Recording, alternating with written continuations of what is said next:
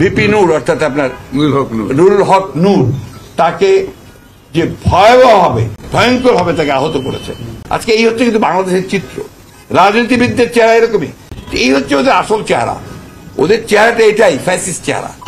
ফ্যাসিস্টরা এটাই করে, তারা একটা ভয় দেখিয়ে, ভীতি দেখিয়ে, সন্ত্রাস সৃষ্টি করে সমগ্র জনগণের মধ্যে সেই সন্ত্রাসটাকে ছড়িয়ে দেয়, ফিয়ার ফোবিয়া তৈরি করে।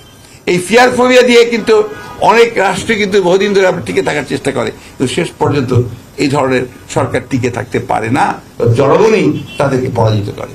তাই আমি কথা বলতে চাই সাংবাদিক বন্ধুরা, যে এই ধরনের ভয়াবহ নির্যাতন, নিপীড়ন এবং রাষ্ট্রযন্ত্রগুলোকে ব্যবহার করে এই আওয়ামী সরকার, এই ফ্যাসিবাদী সরকার, তারাও টিকে থাকতে পারবে না, পরাজয় তাদের অবশ্যই হবে। তো ভিউয়ার্স, আসসালামু আলাইকুম, সবাই কেমন আছেন? আশা করতেছি সবাই আল্লাহর রহমতে অনেক অনেক ভালো আছেন। তো ভিউয়ার্স, আপনারা জানেন যে ভিপি নূরকে পুলিশ ধরেছে এবং তাকে রিমান্ড দেওয়া হয়েছে, ঠিক আছে? রিমান্ডে তার সাথে অনেক অত্যাচার করা হয়েছে, সেটা আপনারা জানেন। এখন সে হচ্ছে হসপিটালে আছে, মৃত্যুর সাথে পাঞ্জা লড়ছে, ঠিক আছে? তাকে দেখতে মির্জা ফখরুল ইসলাম আলমগীর সে হসপিটালে আসছে তার সাথে দেখা করার জন্য, তার সাথে কথা বলার জন্য। তো আপনারা ভিডিওটা না টেনে সম্পূর্ণ দেখতে থাকুন।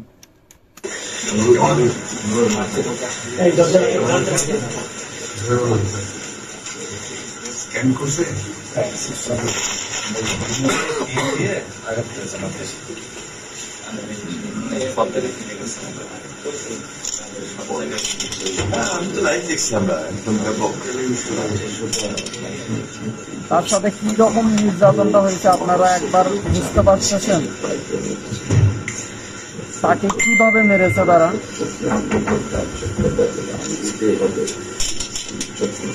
তাকে কিভাবে মেরেছে সেগুলা বলতেছে। ওরা তো তোমার সামনে সবাই খুব পরিশ্রম দিচ্ছে, তোমরা গম্ভীর মধ্যে ছেড়ে দাও।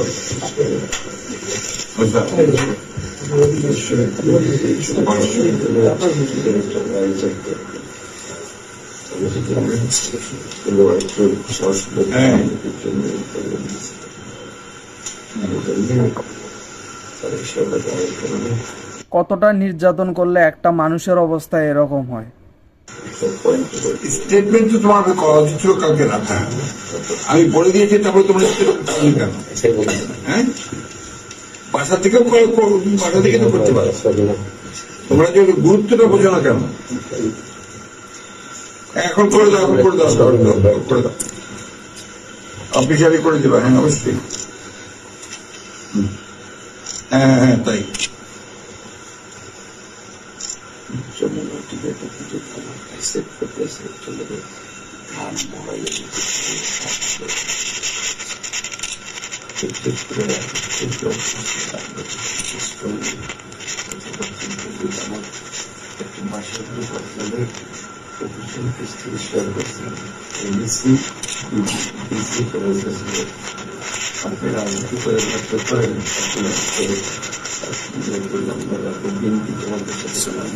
তার সাথে রিমান্ডে কি কি নির্যাতন হয়েছে সেগুলোর ব্যাপারে কথা বলতেছে, হয়তো বাকি কথাগুলো ক্লিয়ার শোনা যাচ্ছে না।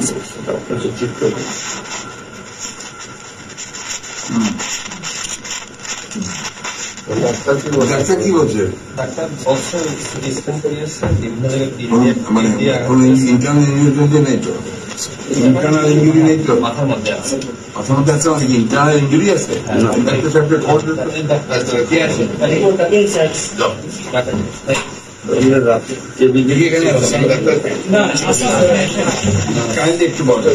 সে এখন ডাক্তারের থেকে শুনবে যে আসলে তার কি কি হয়েছে।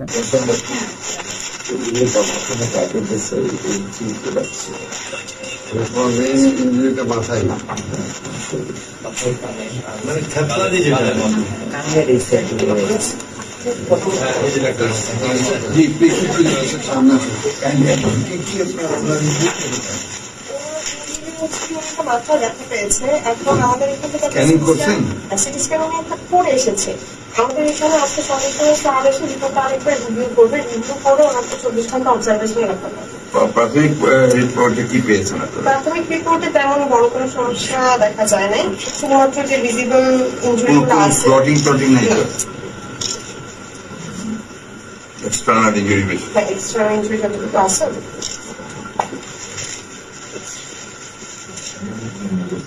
এখন you have to take care, একটু থেকে সাবধানে থাকতে হবে।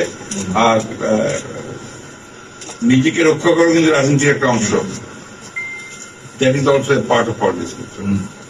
ফিজিক্যালি নিজেকে সেট করতে হবে, হ্যাঁ, ওইটা করতে হবে। ওইভাবে সাবধানে থাকতে হবে। আমরা আছি ওই অলওয়েজ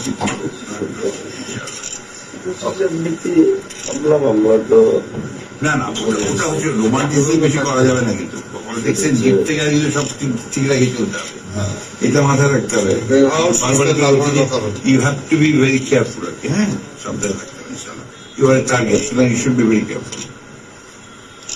দোয়া করি, ভাই প্লিজ কথা বলবো, এর কথা দরকার না, হ্যাঁ, হ্যাঁ, আল্লাহ আল্লাহ সাহায্য করবে। ইনশাআল্লাহ থিংস আর মাচ বেটার, ইনশাআল্লাহ পিপল আর উইথ আস, ঠিক আছে। তো ভিউয়ার্স, ভিডিওটা এই পর্যন্ত ছিল। ভিডিওটিতে একটি লাইক দিবেন। চ্যানেলে যদি নতুন হয়ে থাকেন তাহলে চ্যানেলটিকে অবশ্যই সাবস্ক্রাইব করে নেবেন নিত্য নতুন ভিডিও পাওয়ার জন্য। তো সবাই ভালো থাকবেন, সুস্থ থাকবেন। আল্লাহ হাফেজ, বাই।